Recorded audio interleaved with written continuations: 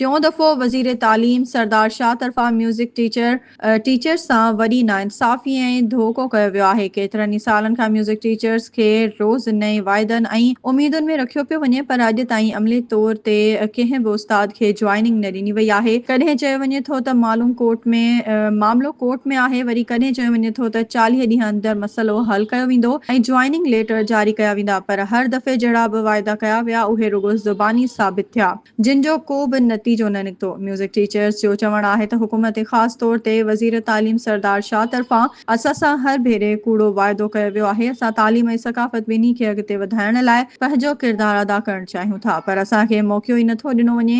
असां सालनि खां बेरोज़गार वेठा आहियूं, असांजा ख़ानदान मुश्किलातुनि खे मोड़ी रहिया आहिनि ऐं असांजे मुस्तक़बिल सां खेॾियो पियो वञे।